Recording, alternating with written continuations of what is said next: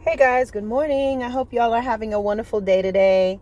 I just wanted to get on here first off, to say thank you for being subscribers to my channel, those of you who are. For those of you who pop in from time to time, thank you for taking the time. Guys, you can look at my playlist, see the videos that I do have categorized here. You can also watch the videos as they are uploaded. You're free to share my videos on your platform, provided it's being used for good things. I want to talk with you guys about a darkened mind and the dangers of it and where it can take you. Now, those of us that we are now believers in the Lord and we're walking in the Spirit, walking in His ways, renewed in our mind, I'm sure that you can go back and look at some things that you used to say, used to do, and some of it just brings shame. Some of it brings shock. Some of it you're like, what was I thinking? And guys, that is how it is when your mind becomes darkened, because sin always takes you further than you want to go. It's always going to take us further than we need to go. We will start out doing little things, and we have in our mind the lines that we're not going to cross and the things that we're not going to do. But eventually you find yourself doing those things or ending up being around people who is going to expose you to certain things. Okay. Sometimes you have your limits. Maybe you grew up in church. Maybe you grew up in a family where you have some morals. Even if you didn't grow up in a church, your family, there's just some things and you were raised. And so with that, those, it always keeps you from going over the line. But what will happen is when you are experimenting and you're trying things out and you're peeking in this and doing that, and it's going to bring you to those people that's going to go all the way over the edge. And because you're with them, they're going to take you with them. They're going to introduce you to other people who's going to go further than you want to go. Some people who's taking drugs, they're like, oh, I'm just going to smoke weed. I'm just going to smoke marijuana. Or all I'm going to do is drink. Well, that's what you think you're going to do. And that's how you start out. And you may even do that. But eventually that habit is going to bring you around people who are going to do harder drugs, who's going to do different things. And they may at some point be able to convince you to try something different, right? Because they're like, come on, trust me. And next thing you know, you're trying harder drugs. If you're being sexually promiscuous in any way, you may start off saying, well, I'm only going to do this. And before you know it, you find yourself meeting other guys or other females or this person who is a lot more of a sexual deviant. And then they're introducing you to certain things. Next thing you know, you're going to swingers clubs. Maybe you're going to places where, you can go to the hedonistic islands where everyone's walking around all day and people are, having intercourse right out in the open. It's always going to put you further. You follow the gangs. You're running with different people. Okay. And you may say, well, I'm never going to do this. I may rob, but I'm not going to kill. Or I take small things, but I don't take big things. But it's going to, the way sin works, and when you are, the seeds that you plant, because that's what it is. When you do certain things, you will say, oh, I'm just planting a seed. And you're thinking, just a little root's going to, a little, I don't know, what do you call that? I can't remember. But anyway, a tiny little plant comes out at first and you're thinking, this is all I'm going to do. And then it grows into a little young tree and you're like, this is all I'm going to do, right? And then the next thing you know, it gets into this great big tree that is producing bearing a lot of fruit through season. And you're going, oh my gosh, right? And next thing you know, you have this great big orchid. And that's how it works. So you start off saying, I'm just going to do petty theft, petty crimes. I'm only going to do this, but I'm not going to do that. But you're going to meet other people who are even more darkened than you. That is going to take you further. There are lots of people who are in prison, or a lot of people who are in jail right now or dead, because they met someone who did something and they were there. They were in the car. They were a part of it. They were waiting outside. They were inside. They didn't touch anything, but they just went with it. Or they didn't leave when they needed to leave. Or they were told to show up somewhere, and then they get there and they realize that something more sinister is happening and occurring, and then they're there. So understanding that when we step away from God, we are in darkness. And as much as people may not want to believe that, I mean, in reality, if you think about diverting for a second, if you think about this earth, in reality, we are actually living in darkness. We just have the light of the sun that keeps us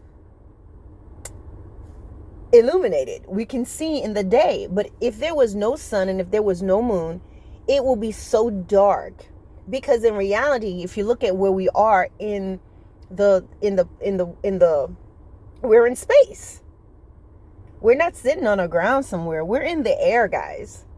Just moving around, rotating. You know, we're talking about superheroes, but we're literally living in the sky. We're looking for the aliens. I'm saying we are the aliens. We are this life force, this species living in space. I'm being funny, but you know what I'm saying.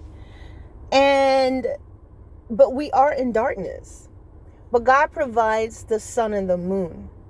If we did not have the sun and if we do not have the moon, we will be in a darkness that's beyond anything that we've ever seen.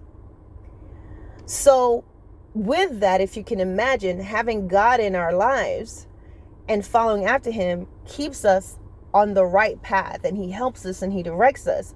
But when we choose our own way and we want to do our own thing and we want to experiment here and there, what happens is when we open up ourselves to these things, and we may have our own disclaimers, but it's going to take us a lot further than we want to go. We're going to go down this path where you look back and you think, how did I get here? You know, when you first do your first curse word, it sounds so alien, but then you get good at it.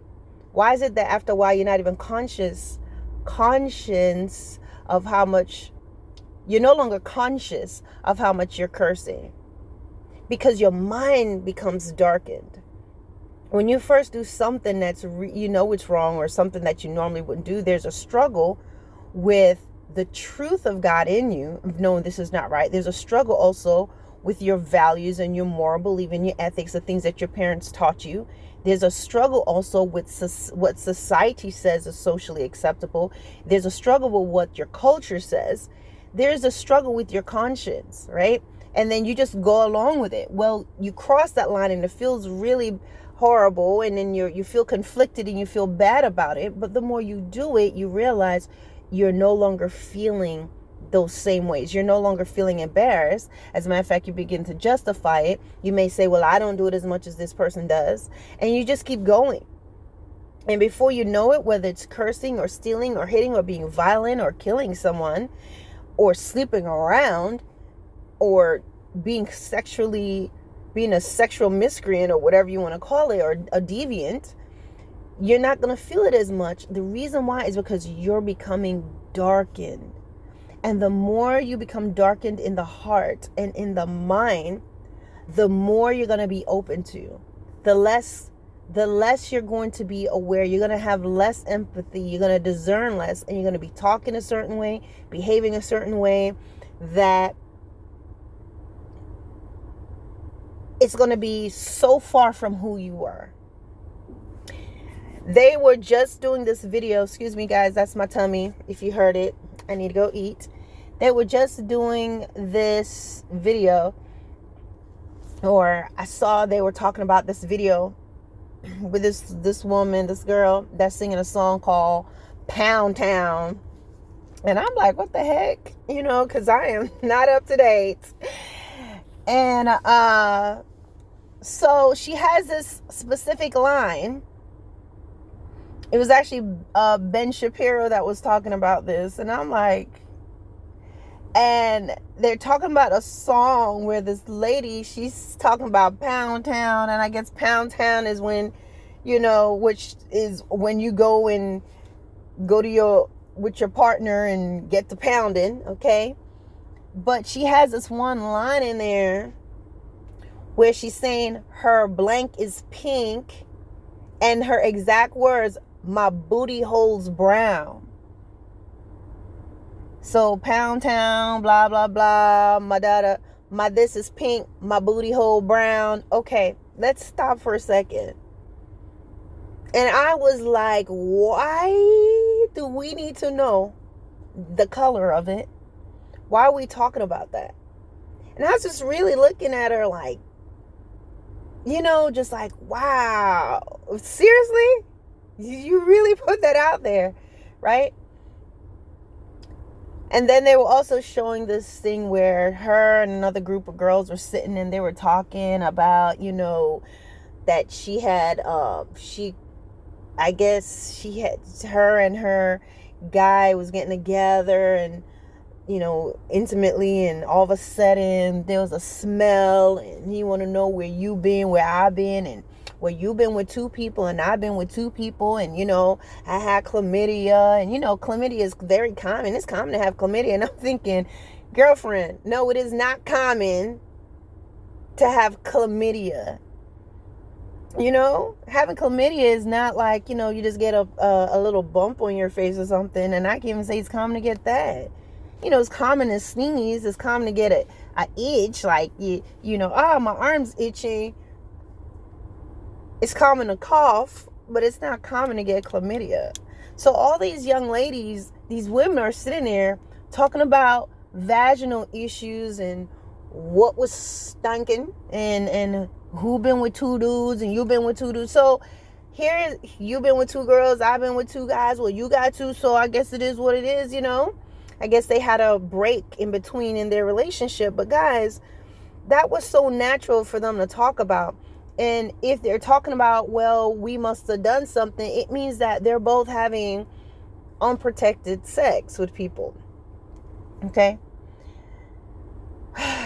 But you know what? I was like sitting there thinking like, my God, like for real? And what came to mind, what I believe the Lord placed in my mind at that point is a darkened mind. And he began to just show me, just before I knew the Lord, the ways that I used to think, the things that I used to do. Now, very different from this person, but nevertheless, the Lord just showed me when someone's mind is darkened, what they're saying and what they're doing seems very natural and normal, because it really darkness and sin and living our life outside of God desensitizes us, right? And at the same time, it's like the enemy will just reduce us from who we are supposed to be in Christ and reduce us down to what the Bible calls a brute beast, where he could almost convince us to take a bite out of a big load of poo. And a lot of times we say, oh, we'll never, but spiritually he does. He begins to have us to destroy ourselves, and we will dishonor our bodies, and we will hurt other people, and we will manipulate other people. And we know when to play nice and when to get nasty and dirty. It can lead us to a point of taking someone's life, lead us to a point of taking someone else's husband, someone else's wife, someone else's boyfriend, girlfriends. And if we look back at the things that we may have done, perhaps different degrees of it, but nevertheless the same thing, okay? Sin is sin.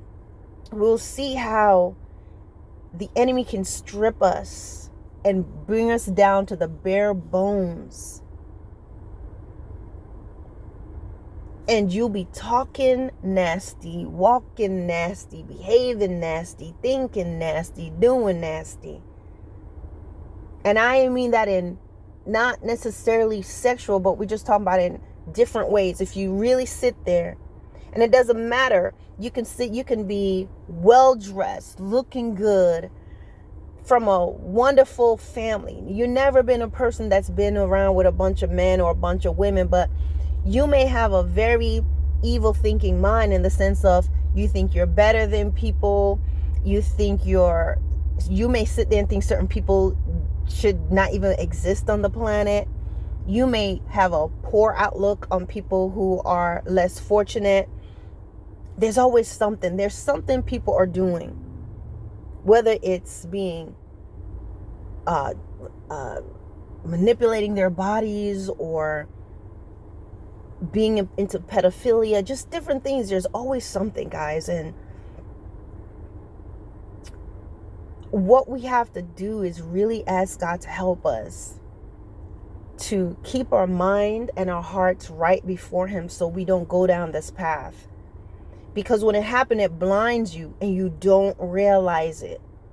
Because you've distanced yourself so much from God, you no longer hear his voice. Your heart is no longer moved by his voice, and you begin to justify your actions, and you get an attitude about it, and you are defensive about everything, and you just begin to move in this way that you don't notice it. You don't feel anything anymore. It's a coldness, it's a darkness, and it's scary.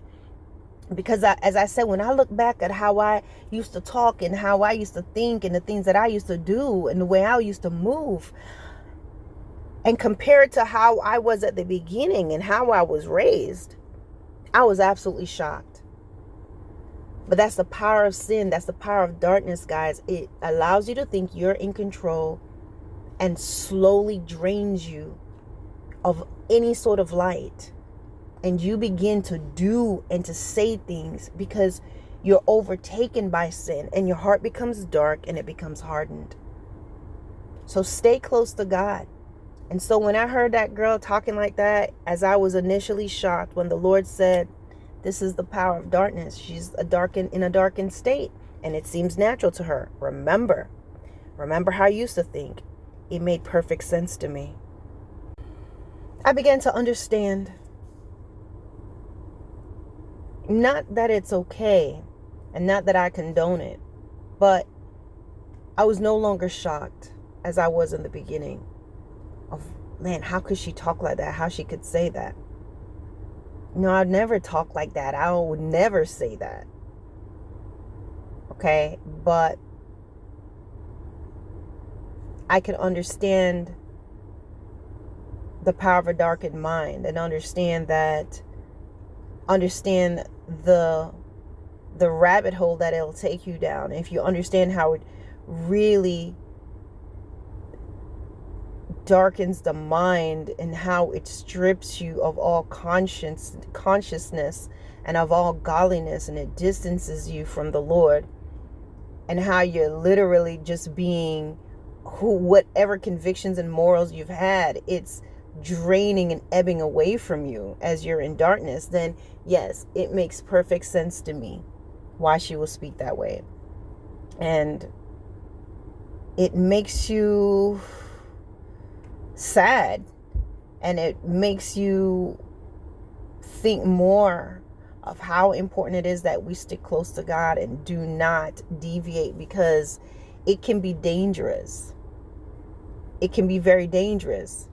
Sometimes I look back and I think, how could someone do certain things? How could someone throw a baby in a trash can? How could someone drown their children? How could someone do this or that? Guys, that's what a darkened mind will do. And thank God and give God thanks and praise that you have never done it. But guys, that's why it's so important that we do not play around with it, that we don't allow ourselves to first start to break social laws and moral laws and the laws of your home and things of that nature. And I understand that there's some laws, community laws and things that's a little off. But what I'm saying is, I'm just talking about people who are normally, they're not obedient. They don't want to listen. They don't listen to their parents. They don't listen to the teachers. They're problematic at work and in society. What it does is going to lead you down this path. And the more defiant you are in this way, the more open you will be to do the unthinkable. Thank God that you've never done some of the things that we read about, but understand that when you fool around with darkness, when you fool around with evil, when you do things that's wrong and you manipulate, Whether anyone sees you or not, it doesn't matter.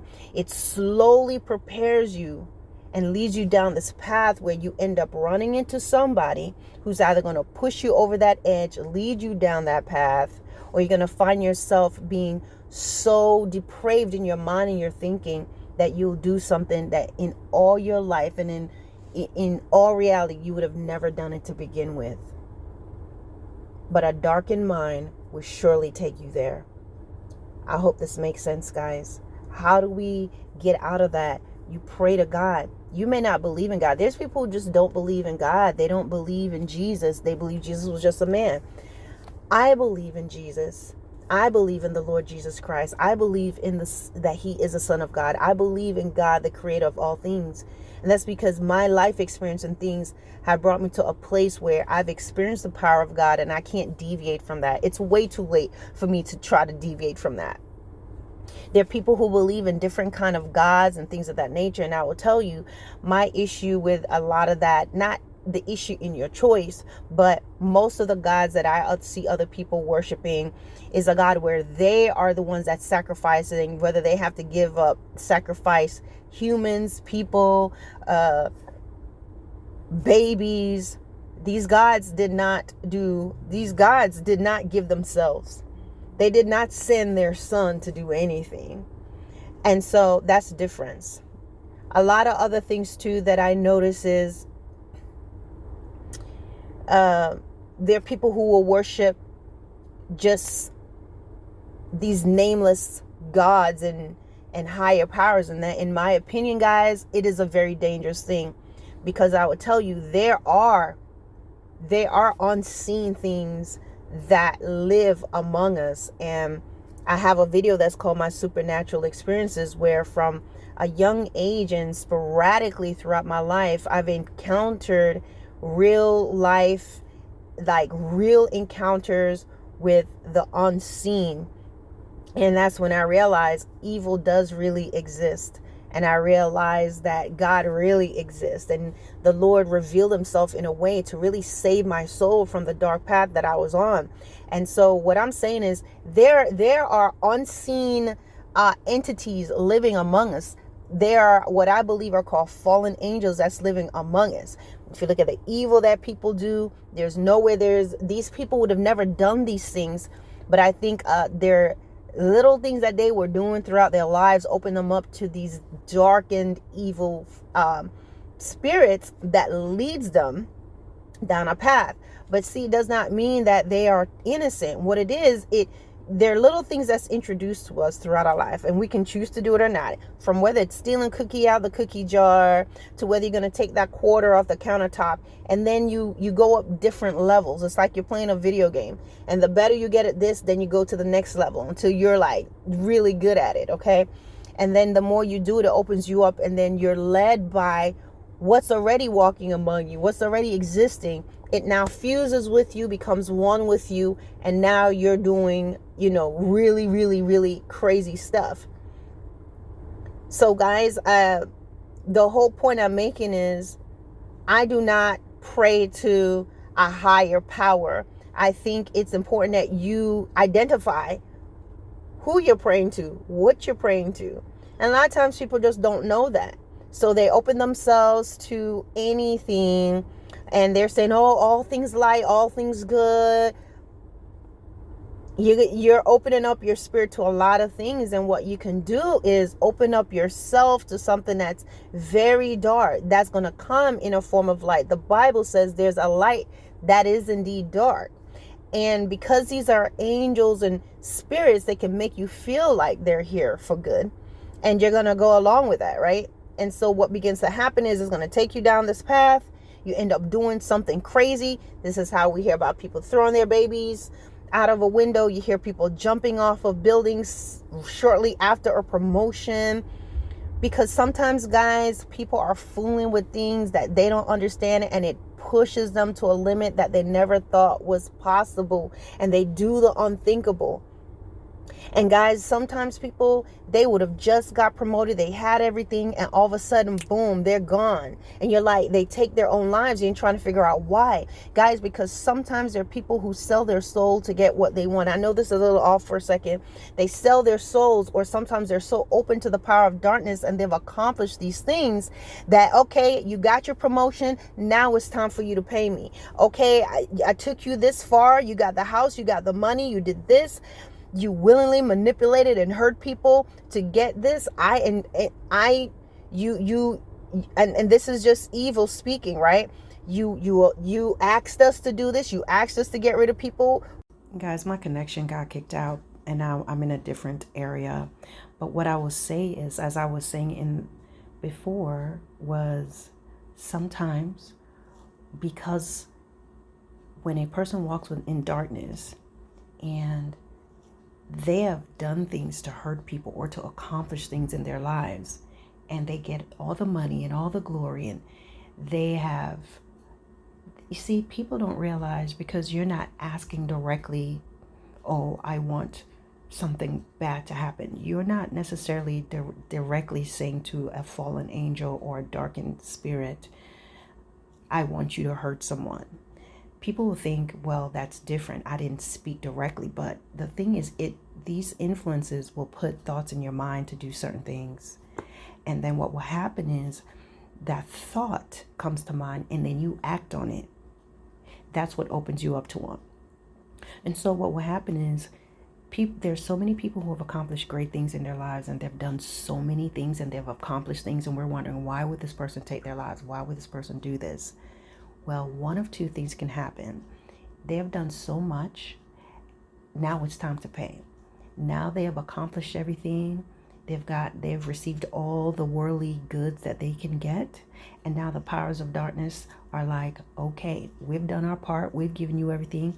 Now we need your soul, because that's the most precious thing that we have, is our soul, more than anything in the world. And so some people will do some things. Then you have some people who've just denied God, they didn't care, and then, or they've believed in all these different things, and then they end up taking their lives, and you're like, what is going on? But the whole point that I'm trying to make is, guys, that darkness, it will take you very far. And we have to ensure that we stick close to God. And the reason why you want to do that is because you want to be able to hear him. You want to be able to still hear those warnings. You still want to be able to still yield to guidance, to get the counsel that you need, to be able to still say that I am sorry, to admit when you are wrong. That keeps you pure. That keeps you in a place where your heart does not get hardened. You don't become a bitter person, because when you do, that's when, guys, you will end up doing things and saying things that you never thought possible. And the people that we read about who has done some crazy, crazy things, guys, they weren't always like that. That's a gradual process. And that's how darkness can take you. And it's important that we stay close to the light of God. I'm telling you guys, we can't go far from it. And even if you feel that you're far away in darkness, never think that you're so far gone that you can't say, Lord, help me. And I believe he will hear you and he will pull you out and he will help you. But you must be willing to obey and do the work and understand that darkness and sin is always going to leave us high and dry, depleted. And what? Stand right there in front of the judgment seat of God to say, yes, he did it, she did it. You understand what I'm saying? So just understand its power and what it can do and how it can change your mind. And no matter what's going on in your life, stick to the Father. All right, guys, I gotta go.